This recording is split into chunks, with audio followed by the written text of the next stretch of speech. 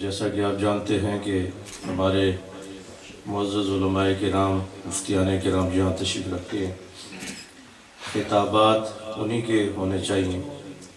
ہم تو یہاں کے مقامی لوگ ہیں، آتے جاتے رہیں گے، بیان ہوتے رہیں گے۔ یہ مناسب نہیں ہے کہ ان شخصیات کی موجودگی میں ہم خطابات کریں۔ بس میں اتنی بات برکت کے لیے عرض کروں گا کہ ما کان محمد ابا احد من رجالکم ولکن رسول اللہ وخاتم النبیین وکان اللہ بکل شیء علیما۔ حضور آخری نبی ہیں، اس میں کوئی شک نہیں، کوئی شبہ نہیں۔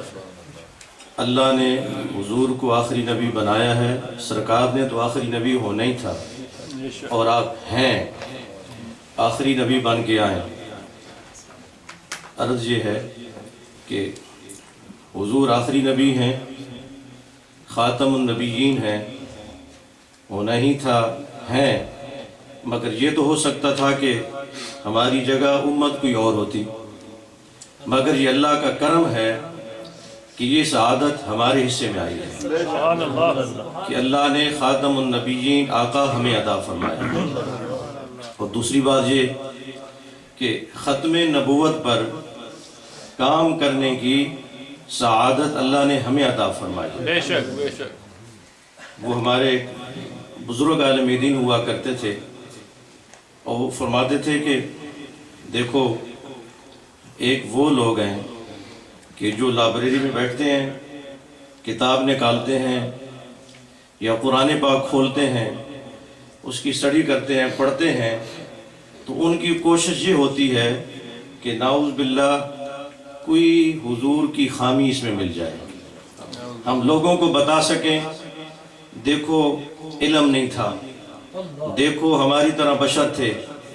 ان کی کوشش یہی ہوتی ہے، ساری رات وہ لگا دیتے ہیں اور یہی چیز تلاش کرتے رہتے ہیں، اور ہم پر اللہ کا کرم ہے کہ جب بھی کوئی کتاب نکالتے ہیں تو کوشش ہوتی ہے حضور کی کوئی شان مل جائے، قرآن کھولتے ہیں تو کوشش ہوتی ہے کوئی سرکار کی اچھی بات مل جائے، لوگوں کو بتائیں کہ یہ ہمارے آقا کی شان ہے۔